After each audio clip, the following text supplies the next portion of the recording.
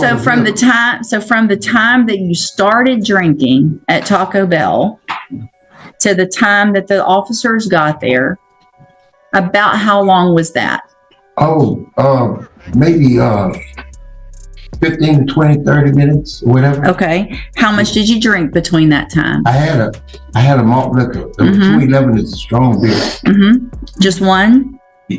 It was a 40 ounce. Right. So you drank the whole 40 ounces. I was drinking out of the studio microphone. Okay, right out of the gate, the judge is doing what experienced judges do best, locking the timeline down. Because here's the problem. A 0.188 blood alcohol level after most of one beer in under 30 minutes? That math is raising eyebrows in the courtroom immediately. And notice how every answer creates another contradiction. This is the moment the story starts collapsing under its own weight.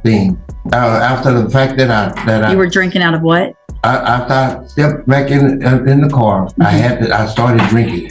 Right.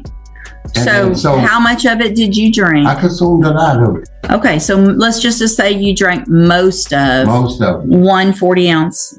It was contained. So that's your story, and you're sticking. Hold on.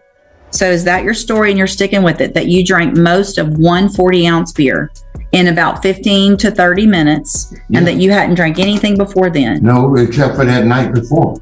About 2 o'clock that morning. Studio microphone. The line right there, devastating. The judge isn't just questioning him. She's forcing him to confront the logic of his own defense in real time. And juries, judges, prosecutors, they pay attention to consistency. Once credibility cracks, everything else becomes harder to believe. Question for you guys watching. Do you think he genuinely believed his explanation made sense? Or was he just scrambling to survive the moment? Blood. Alcohol stays in blood system. Added to what I drank. Okay. So your test on this night after drinking most of a 40 ounce was 0.188.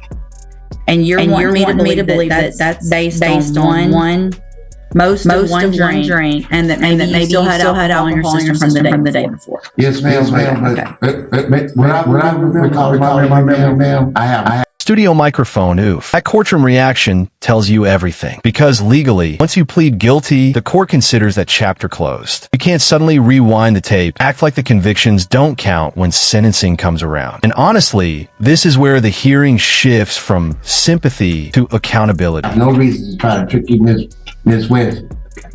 I'm telling you the God's honest truth. Like I said, I had alcohol in my system from the night before. Well, how much did you drink the night before? Well, I was intoxicated. So what you're telling me then, if you had that much alcohol in your system from the night before, that you were still probably hold on.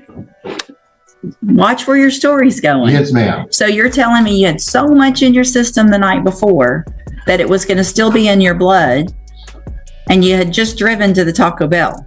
No, I drove into the Taco Bell later on that evening. You're not right. Studio microphone. And this is the part that completely changes the atmosphere in the room. We're no longer talking about one bad night. We're talking about a documented pattern stretching across decades. The judge is laying out the full history piece by piece, almost like building a puzzle for the record. And every number makes the sentencing outcome feel more inevitable. Right. But it wasn't a full 24 hours. Right. So if you're saying that 0.188 is because of the night before, then all likelihood you were drunk when you were driving from the night before, if I'm to believe your story that you only had most of one drink while you were there. See how that doesn't make sense? Yes, ma'am. Okay. First of all, Miss Judge West, ma'am, I'm asking for mercy, for forgiveness. To begin with, I'm not a bad person. Miss West, I completed high school. I had one semester in college for auto mechanics. I've served for the community. I worked all my life.